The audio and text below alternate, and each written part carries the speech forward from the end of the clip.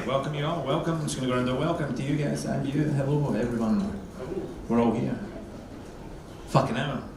I'm judging you guys hard right now. It's a bit quiet. It's scaring me. We'll be right. We'll have fun. Welcome down, man. Welcome to the 5 p.m. show, The Comedy Life. It's a good show. You're going to love it. You got fucking 6 or 7 or 8 acts backstage. They're all going to come do 5, 10 minutes of comedy, and you're going to leave here very happy. I guarantee it. If not, go fuck yourself. I didn't book the show. It's not my joint. I'm just here to work, man. I'll make you laugh. That's all I give a fuck about, really. If we're getting to the bones of it all, welcome down, man. How you doing, mate? You alright? Good, alright, you don't want to talk, that's alright. Fucking, I'll just move right along there. You gave me the death stare. Fucking told me to get the fuck essentially with your eyebrows, which was quite impressive actually. Just one look, I was like, nope, not talking to her anymore, that's alrighty. Good, man, it's good to be out and about, man. Fucking welcome. I don't know what to say. I usually come out and I kind of say hello and introduce the acts and see you. Anyone else celebrating anything, for instance? No, cool. It's your birthday. Saturday. It's Saturday. You're just celebrating the Saturday. Fair enough, brother. Fucking off, man. You on the drink tonight? Nice, man. What's that? You got a fucking Christmas shirt on? It's alright. It's got a checkbox and it says nice without a tick in it, and naughty without a tick in it, and don't ask without a tick in it. What's that? Oh, there is a tick in the bottom one. Don't ask. Okay. It makes me want to ask. It's kind of crazy that you sit in the front row of a comedy show with a top that says don't ask. Definitely what? You think you're more nice or naughty? Naughty? You're a bit of a kinkster, is that? What's your name, brother? Frank. Fucking nice to meet you, Frank. Fucking, you work FIFO? Nah. You look like you work FIFO. You're not that lazy. Fair enough, man. Any FIFO workers in? They couldn't be fuck rocking up, could they? What do you do yourself, Frank? Water management. All right, sweet, man. What kind of water? Like where? I don't know what that is. You. Who are you to Frank? I work for Frank. You work for Frank? He was just roasting him, telling him how shit a job he does. Awesome, man. You out in a little fucking work dude? Sort of? Nah. Fucking coming here, alright. You run out of meth and you were looking for somewhere to go. Okay, it's in the water, I heard. Is that true? Is there actual methamphetamine in the water in Perth? That's what I read in the newspaper. It said Bunbury had the most amount of meth. You don't doubt it? I wouldn't know. I've been sober for 6 months and 6 days. But who's counting? Honestly, man, fucking nah, it's not good. I need a drink, man. I shaved my head last week. I'm freaking out. I'm going for a Britney Spears moment, man. I just had a baby 6 months ago. I decided I'd stop drinking, you know. But fuck, man, it's like the head was getting shaved, or I was going to drop kick a baby, man. That's the people without kids are like, you can't do that. Everyone with the kids in the crowd is like, I've had those thoughts. Yeah, it's crazy. 6-month-old baby. It's my first child. But when I met my wife, she already had two children. So now I've got 2 stepkids and 1 favourite. I'll be fucking letting them know as well, you know. Anyone got step-parents? Oh, you just all come from fucking really lovable, wholesome family, you fucks. Good on you, man. Awesome stuff, awesome stuff. What'd you do for the water stuff, brother? Yeah, what'd you do at work in that? Install? Oh, you're like a fitter? Sort of. You got like your trade certificate as a fitter, so you're not a fitter? No, I'm not a fitter, that's not sort of. Sort of, alright. You can't just claim to be sort of something.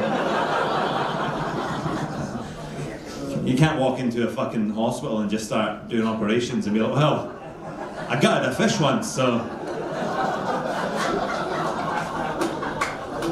I guess I'm sort of a surgeon. Sort of. Good on you, man. I'm a mechanical fitter to trade, man. I haven't worked as a fitter for quite some time, but I was a mechanic. I wasn't a very good one.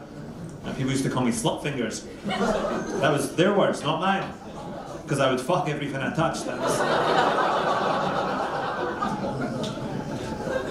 I actually lost my job as a fitter. I used to work offshore. I lost my job. I was doing Movember one year. I was growing money, my mustache out for money for charity. And a guy who'd been bullying me on the oil rig kind of looks me up and down, sees the stubble on my top lip. He goes, "What the fuck is that shit on your top lip?" And my little comedic voice kicked in, didn't skip a beat. I was like, "Bam, it's your Mrs. Landing strip."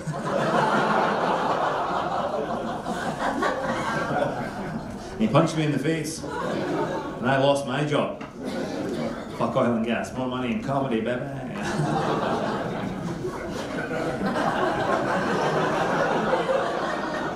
There's not, is there? There's just not. What else to tell you about me, man? I got married about a year ago. That's fun. Weddings are crazy, man. Give me a cheer if you're married. Hey, hey. How long have you been married, mate? 13 years. Ah, awesome, man. Fucking, what brought you together? Desperation.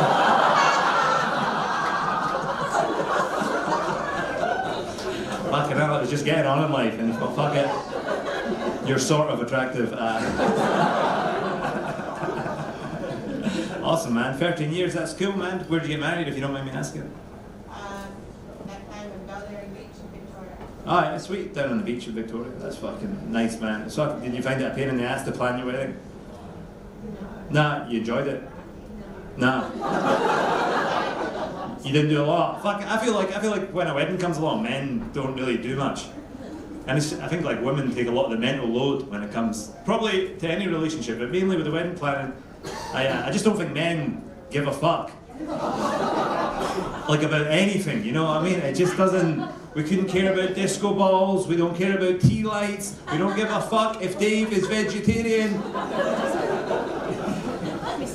If somebody comes to me and goes, "Hey, I'm coming to your wedding, I'm vegetarian," I just assume they're not eating for the night. I'm like, I'm sure we'll have bread. Hopefully there's some carrot sticks at the next wedding, dickhead. I just don't understand. We just don't care, man. It's just not in us to give a fuck, and that's all I have to say about that, because it was a brand new joke that I did for the first time right there for you guys, and I'm trying to think where else I could go with it, and I'm running out of ideas already. But anyway, I don't know, man. Some people will phone you up like a couple of weeks, before the wedding. They're like, "You mind if I bring a date?" I'm like, "I thought you were married, man." He's like, "Nah, I got divorced, bro. Fucking don't do it." You just don't care, man, You tell me I'm gonna have to spend $1,000 on a photographer. I'm like, I've got an iPhone, man. I'm not paying money for a DJ either, We'll get two phones, one for the photos, one for the Bluetooth. We'll connect it to the speaker. We'll use the photo one to FaceTime your mum. My wife's like, "My mum's coming to the wedding." Unfortunately. Well, that was fun. Thank you for letting me do a new joke. That's gonna, you might see that on the internet in 3 months and be like, "I think the first time was as good as it got, actually." Oh, thanks for the claps. I love that. I love a little pitter-patter of two people in a room full of people I'm trying to make laugh. Clap. Felt like getting a thumbs up during sex. That just fucking. You're doing an adequate job, buddy. Keep up the good work. I'm having a good time. Awesome, man. We're going to get the show started because I've done my 10 minutes that I've been paid contractually to do. I'm only kidding, man. I fucking love being up here. I love performing to you guys. You're in for a ripper night. You're in one of the best comedy venues probably in the planet. If it was anywhere in the world, not isolated little WA, best comedy club in the world. You're here tonight, man. So fucking get involved. If an act makes you laugh, fucking laugh out loud. It's not the television. If they say something really profound and you think, "That's fucking comedic genius," give them a big fucking round of applause. And then we'll all have left here in 1 hour's time, or 50 minutes time, having had a really fun time. Sound good? When I bring them on stage, clap your hands, open your mouth, make fucking noise, stomp your feet on the ground, erupt the place. There's 75 of us in here, let's make it feel like 150. Can we do that, ladies and gents? Take it away, big round of applause, open up the mouth, stomping up their feet, and welcome to the stage, and Zeppo!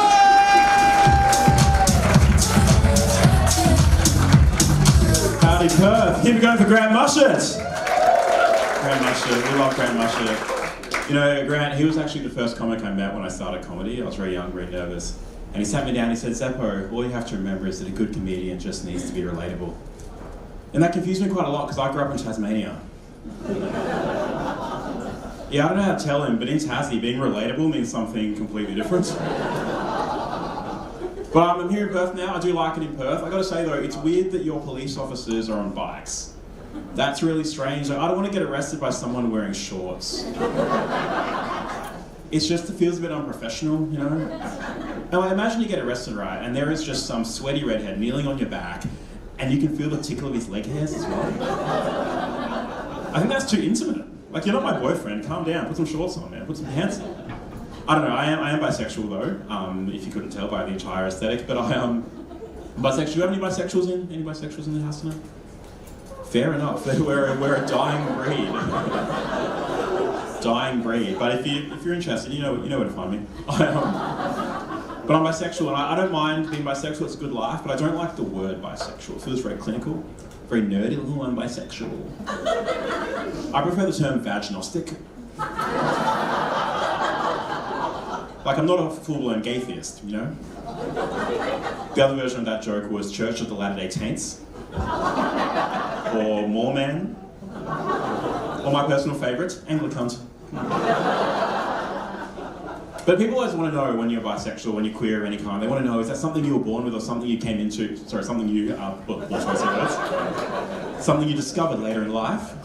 In my case, it was more the latter. See, I was straight my entire life, and I only became queer upon hearing the name Rafael Nadal. I kind of care where you sit on the spectrum of sexuality. When you hear the name Rafael Nadal, that's a car you want to drive, right? Sure. Also about me, I got made fun of a lot in school, not for the obvious reasons, but it was from my name. Zeppo is a very strange name. I'm probably the only Zeppo you'll meet in your entire life, and I had this group of kids in school that would call me Zeppo the Lepo. Sure. It does rhyme though, so 10 points for linguistics. But you try being the only African in your Tasmanian primary school, and having everyone think you have leprosy as well. Not ideal.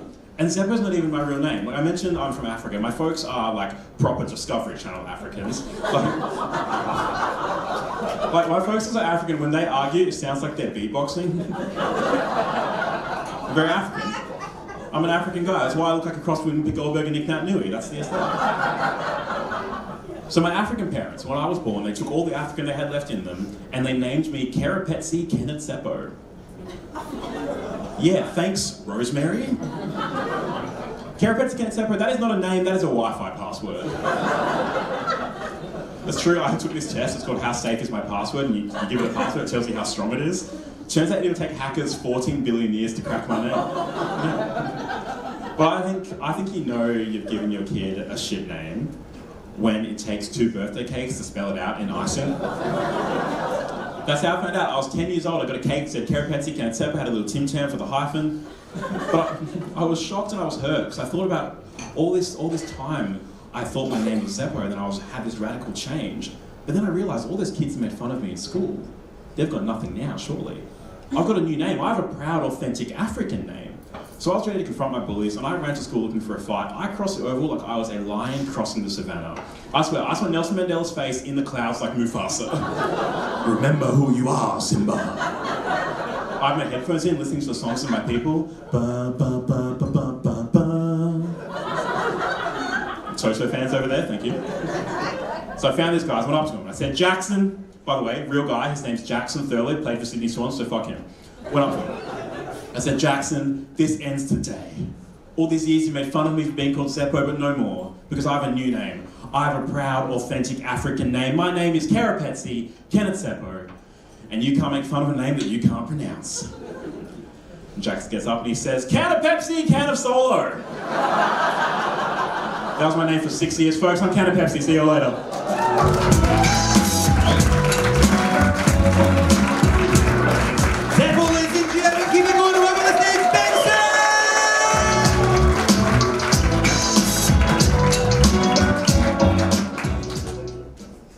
Cheers. Yeah, good, thanks. Things are going sick for me, thanks for asking. I've been trying to get a bit fitter and healthier lately, and you know, I'll sort of try anything except consistent diet and exercise. But a little while ago I tried out Muay Thai. Does anyone know Muay Thai? It's like Thai kickboxing, mixed martial arts. Why did I pick that? Yeah, I was going through a breakup at the time. I don't know what it is about a breakup, but something in my head's like, yeah, I should shave my head and get really into martial arts. That'll show her I'm fine. And I think that is a thing for some men. They're just like, yeah, I'm going through a crisis. Better sign up to a place to get kicked in the head repeatedly. I went for a little while. It was a bit too full on, a bit too violent for me because I realised there was only two types of guys there. There's like chubby dudes there like me trying to get fit, and then tough guys trying to tame the killing machine inside themselves. I was talking to one of the boys there. I was like, how long have you been coming here for, mate? Do you enjoy it? And he was just like, bro,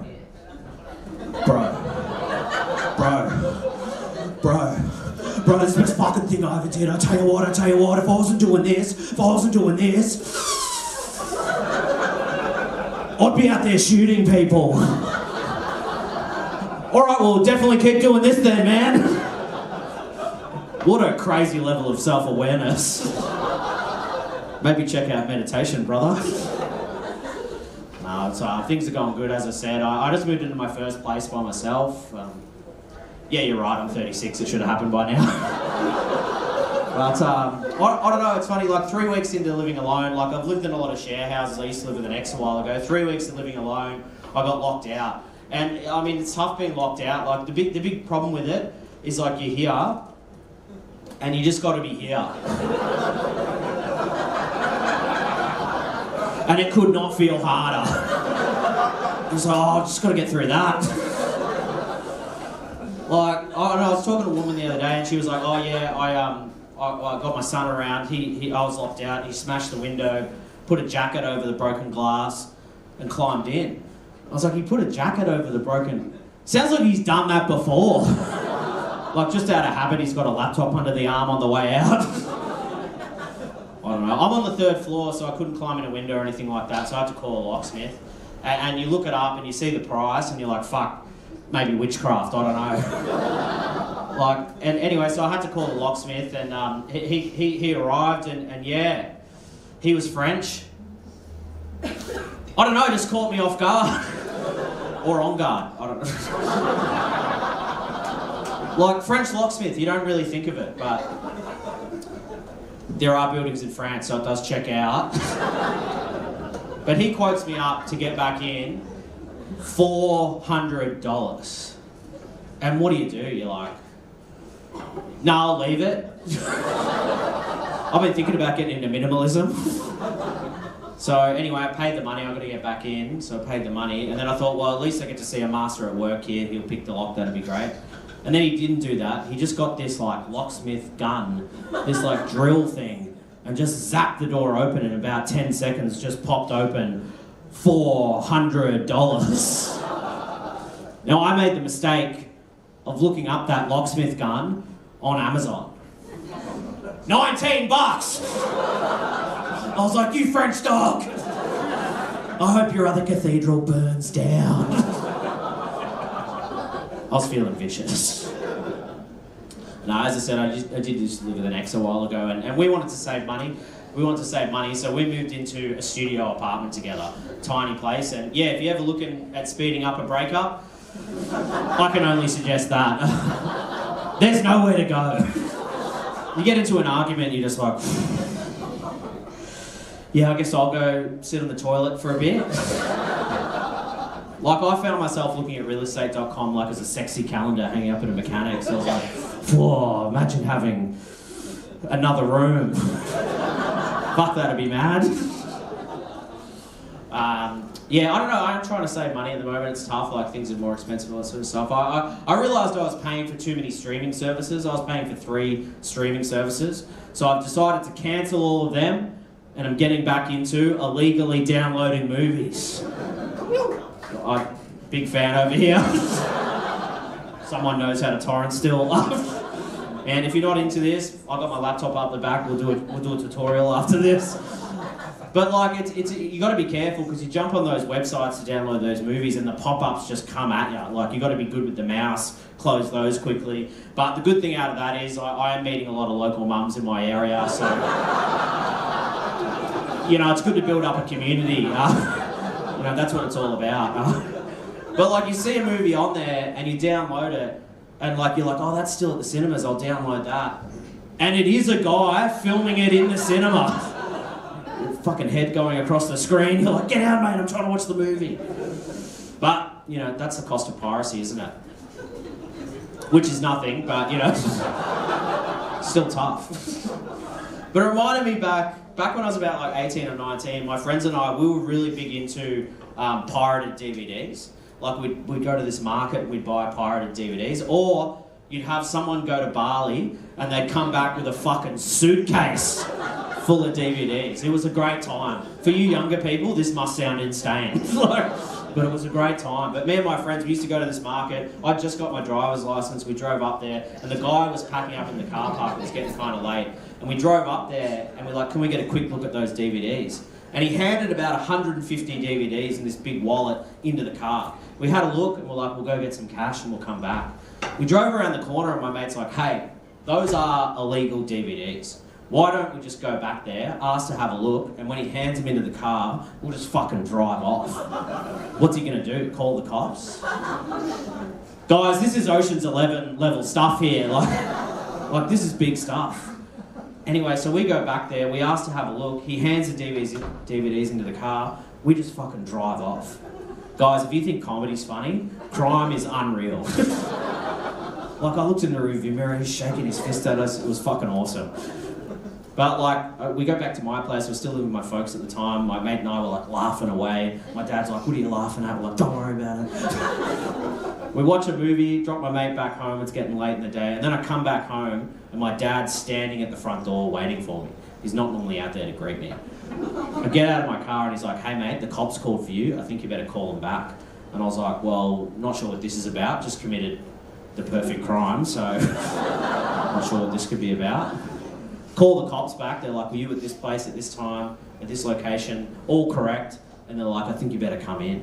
So the next day, my mate and I go to the police station, hand the DVDs over, get instantly arrested, fully fingerprinted and interviewed. I've still got a copy of that interview on a cassette. I don't know what they do now, they just send you a Spotify playlist, you fucked up. Well, the cops were asking them, like, how did this happen? Like, how did this happen? And they explained to us that piracy is like a federal crime. So the AFP deal with that. So to local cops, piracy is not even really a crime. They sort of more deal with crimes like, you know, let's say you'd handed something into someone's car and they drive off real quick. Like they deal with crimes like that. They wanted to charge us $30 per DVD for the crime as well. I was like, I'm not paying that. Those are sanity prices. Talked him down to 30 cents per DVD, pretty good. My friend and I had to go to court for that. We're in court, all these fucking hectic, violent crimes. Then me and my dickhead mate in our Tarakash suits. The judge is just like, you're not going to do it again, are you? We're like, no, this doesn't exist in 2 years, sorry. But back at the police station, when we were coming out of the interview room, one of the cops is just standing at the front there, at the big reception desk, just flicking through the big wallet of DVDs. And he sees my mate and I and he's like, hey! Are any of these any good? We're like, fuck mate, I didn't get a chance to watch them all. You can't trust cops, guys. Hey, you guys have been real nice, I'm Ben Searle. Cheers, bye!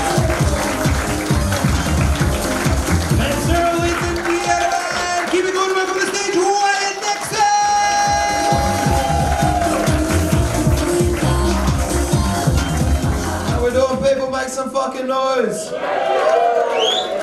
Good being with you this Saturday evening. I've had a bit of a rough week though. I got dumped on Monday.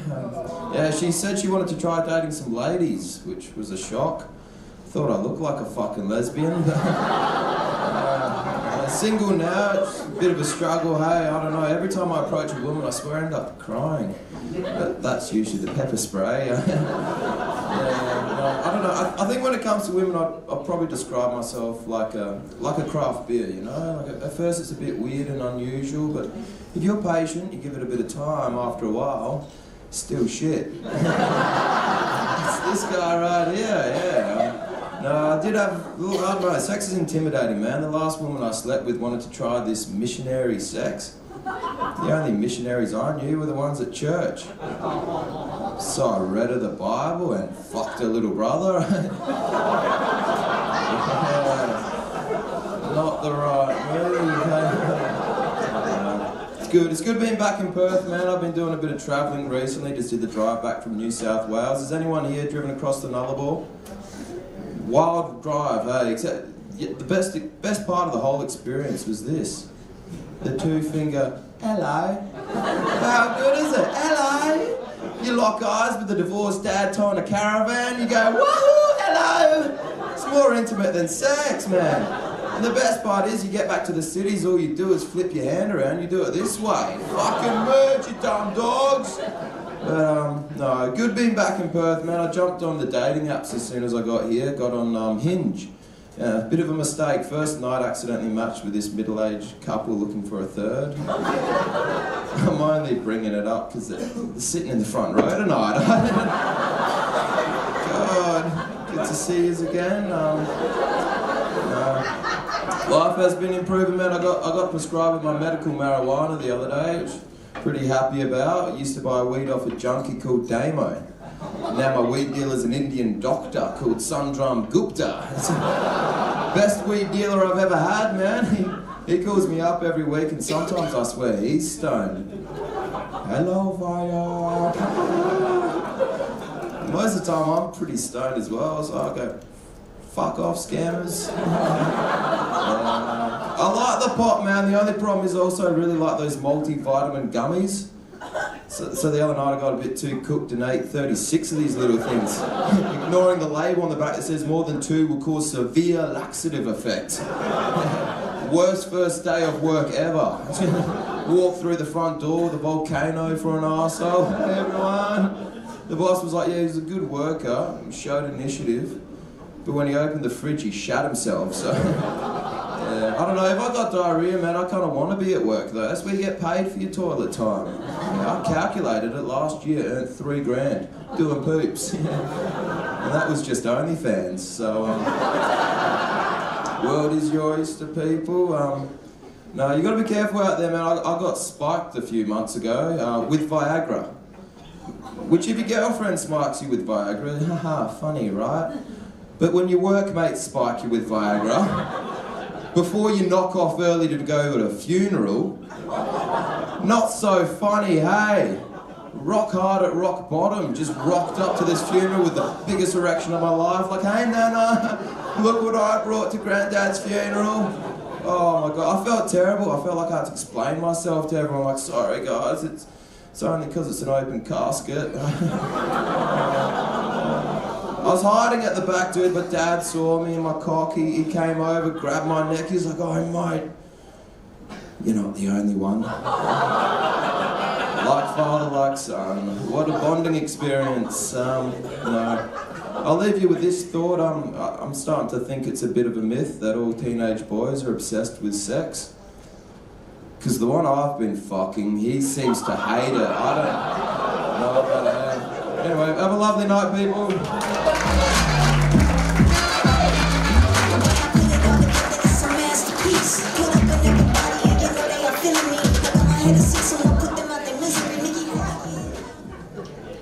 One more time for Wyatt Nixon, ladies and gentlemen.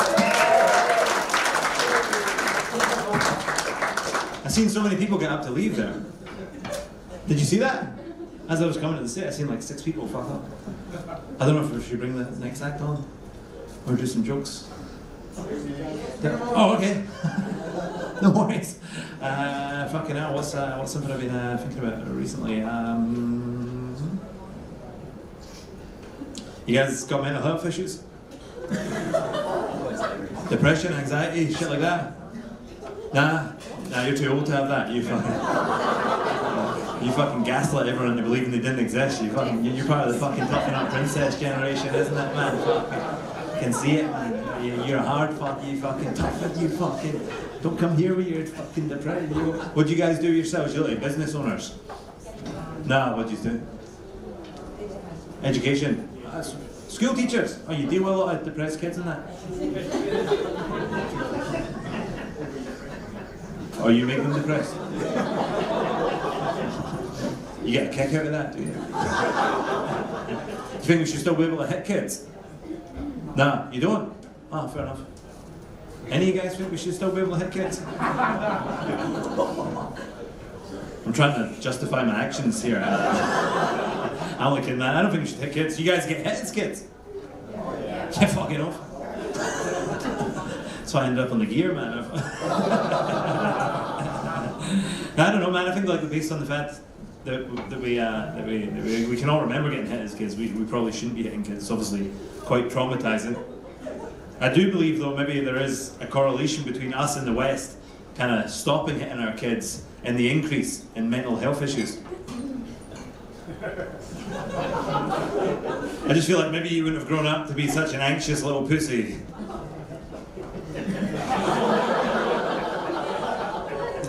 If you'd spent your younger years dodging your dad's left hook, you know what I mean? You know, this was the only antidepressant you needed back in the day. Never mind your Xanax, man. I took antidepressants, I don't mind telling you that. I worked offshore for a bit, I was quite lonely. It was real sad making all that money, but I took antidepressants when I worked offshore, man. And weird side effect of antidepressants, they make you last a very long time in the bedroom. Starting to feel a little bit sad now there, my man. Because I was depressed, I was engaging in a lot of reckless activities, sort of drinking, drugs, partying. I'd be randomly hooking up with ladies, and they'd be like, whoa, this guy is an animal. But in my head, I was like, I just want to be happy. Then they gave me medicinal weed for depression. Weed's how I got depressed in the first place, man. I smoked this medicinal marijuana, went to the cinema with my friend John, and I gave him some weed, and we smoked it. He looked quite sick as well, obviously. And I turned around, turns out the medicinal weed's quite strong. He's rustling about in his chair, rustling about. I'm like, mate, what are you doing? He's like, I'm just trying to put my seatbelt on. I was like, good point, brother. Safety first, let's go. Let's go, man. Cheers. You guys are a really fun crowd, man. Keep it going, raise the roof, get the applause going. Welcome to the stage, Sandy Al-Shubani!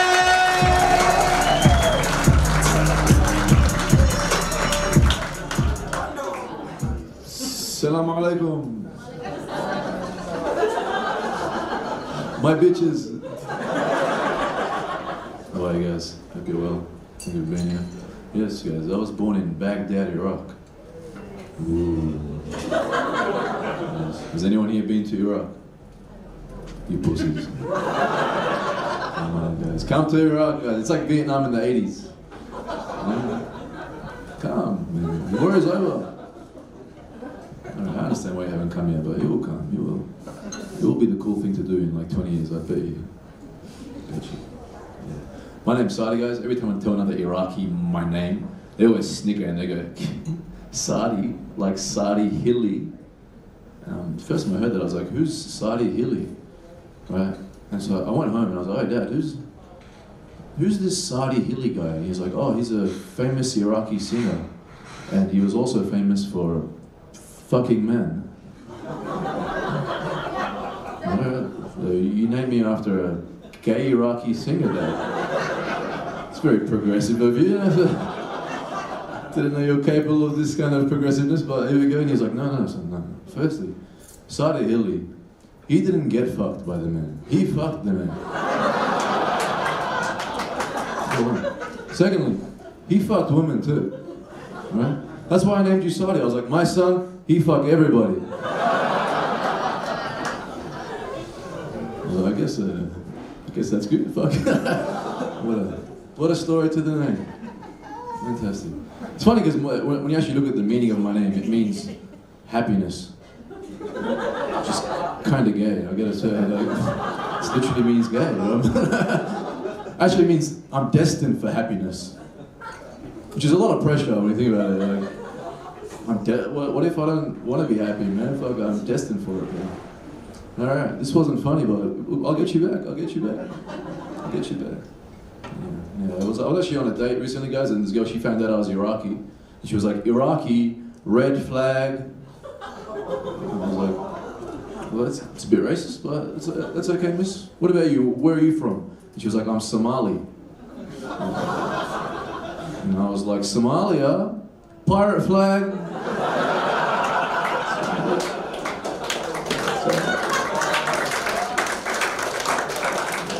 I can play the flag game too, bitch. Come on. Let's do it. Yeah, I am single. You know when you go on dates and girls talk about their ex-boyfriends? Yeah, anyone have this experience?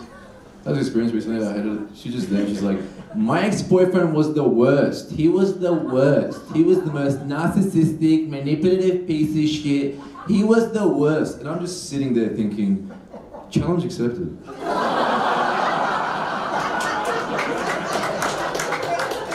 I will show you the worst.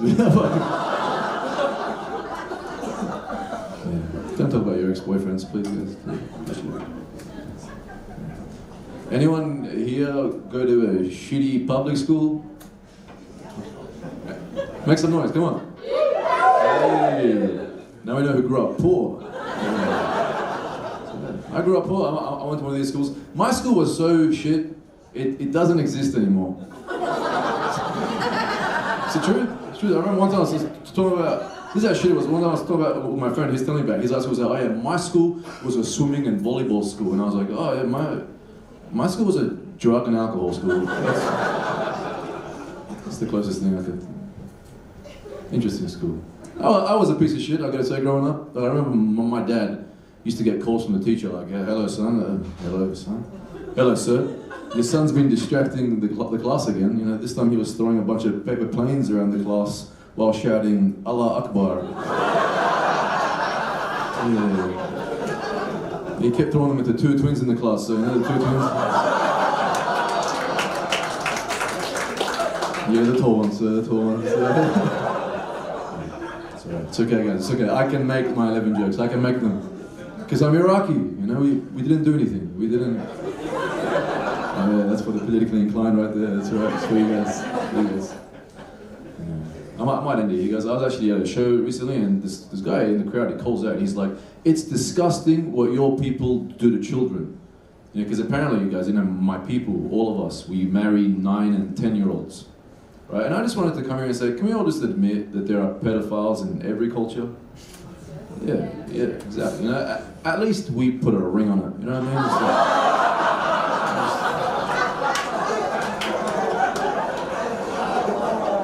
at least we commit, you know what I mean? Anyway, I'll leave you on that one. Thank you very much.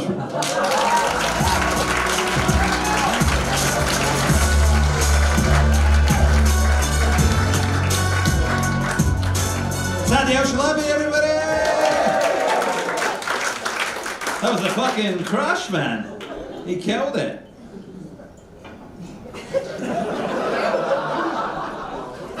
He did. And I've just ruined the fucking atmosphere in here. I'm only joking, ladies and gentlemen. We've got 2 acts left. Please raise the roof, go absolutely wild. Welcome to the stage, Tor Griffiths!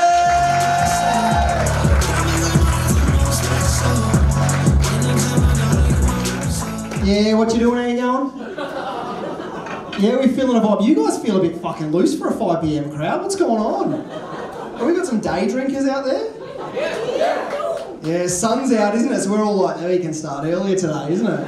It's that springtime boozing. It's good. Yeah, Dad gets angrier a bit earlier in the night. That's fine, but that's why we're here, isn't it? To keep him occupied. Yeah, a few of you dads out there, fucking reevaluate your shit, alright? They brought you here to save the fucking family. They're out there, I can hear them fucking breathing heavy.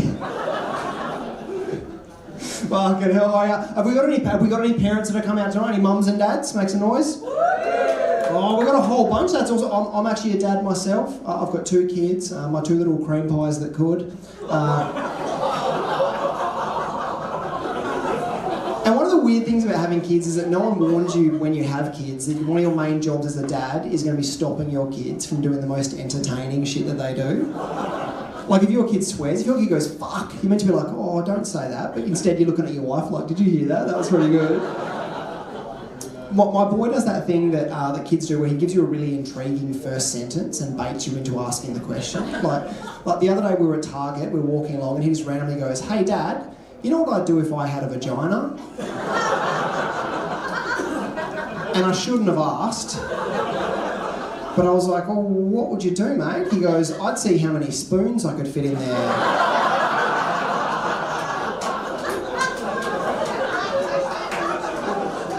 And I was like, mate.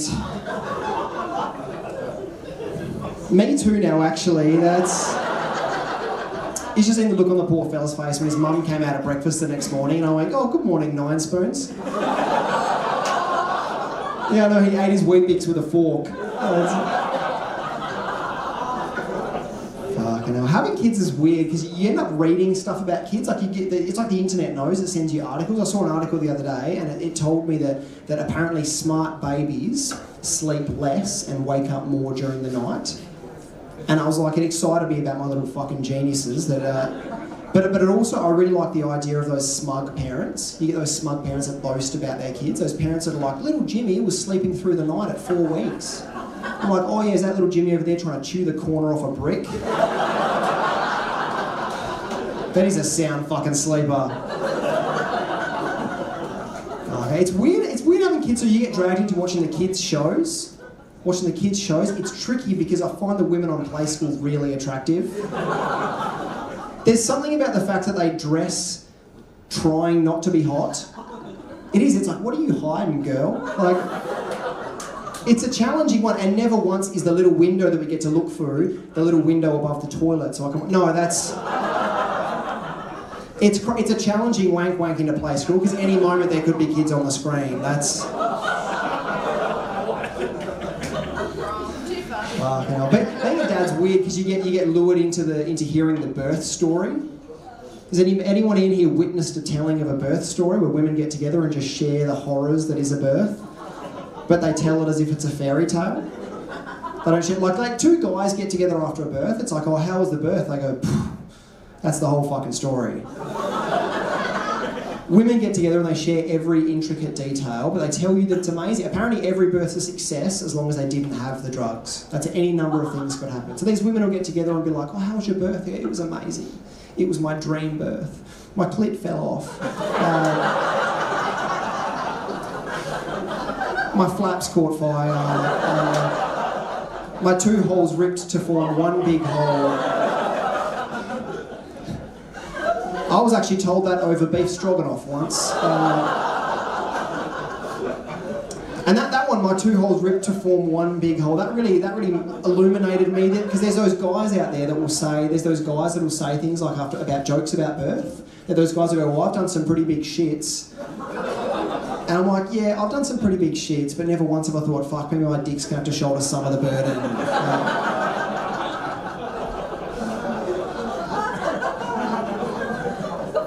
Crazy. I realised that I'm growing up a little bit. I had a moment where I realised that I've grown up as a person. I've become a better person. I was waiting to pick my kids up from school, and there was a kid walking past, and he had one of those school bags with the wheels. He was wheeling his school bag along, and I looked at it and thought, oh, that's nice. When I would have once looked at him and thought, I'm going to kick this little fuckwit into a bush.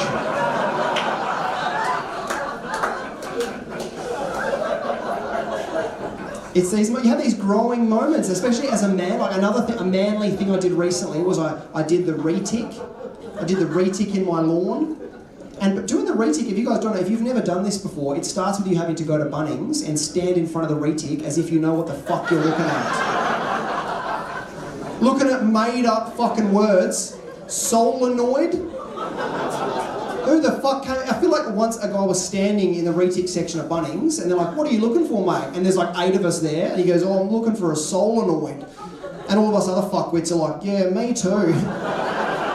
And Bunnings was like, we better make fucking solenoids, because these cunts all want them for some reason.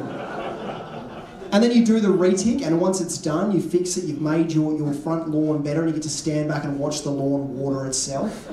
It's fucking beautiful. You get to judge people for having shit lawns. My favourite thing is going out and adjusting the sprinklers, because for some reason you have to do it while they're running. It's like a dad thing to do. Like, if you're going to adjust the sprinklers, you better come in with wet fucking socks. I've noticed I'm a lawn guy now too. It just made me one of those people. Like, I used to drive along and see a hot chick jogging and be like, oh, fuck. Are they real? But now I'm driving along and I'll spot a good lawn and I'm like, fuck. Is that real? It's unbelievable. Have you guys found that you've been conditioned by the media to be excited by dumb shit? Like I feel like they're having to escalate the words that they're using on us. Like they're constantly having to say crazier stuff in their articles. Like the media will just be like, oh, there was a robbery somewhere the other day. A suspect has described the man as taller than he is wide. Oh, what the fuck?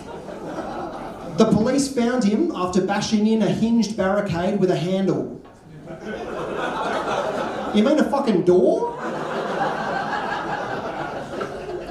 And I've realised it's like I've been conditioned to want to see the extremes too. Like you want to see it to the max. There's some bad part of our brain. Like if a basketball player going for a record, you get excited. You're like, fuck, we're going to see history today. But then all the bad stuff triggers it as well. Like there was those hurricanes in Florida and they downgraded it from a Cat 5 to a Cat 4. And I was a little bit disappointed. And I shouldn't have been, I know that, because my first instinct in my brain was like, oh, fuck, that's great, because hopefully there's going to be less destruction that's going to ruin the lives of hundreds of thousands of people. But then the other part of my brain was like, oh, I wanted to see a cow fly.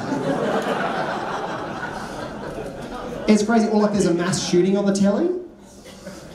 I'm going there, fucking come with me.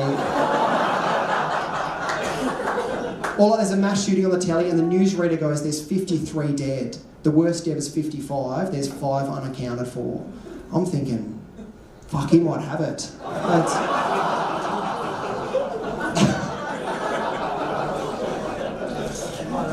Far out. Have we got any ladies out here that have suddenly gotten into reading?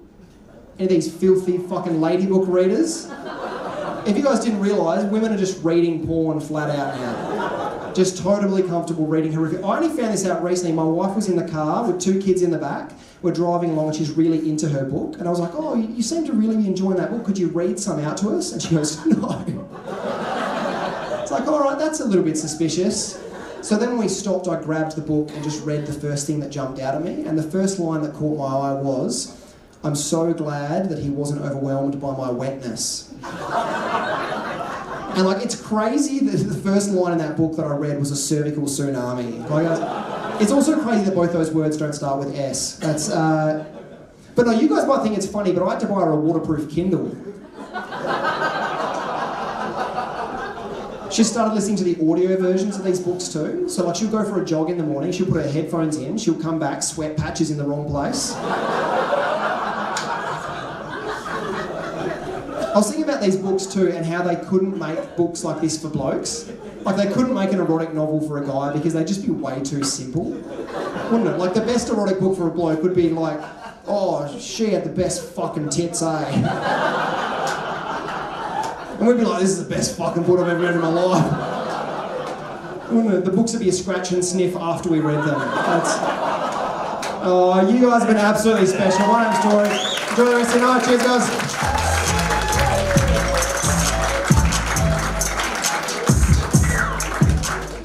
One more time for Tor Griffiths, ladies and gentlemen. We've only got 1 act left of this evening.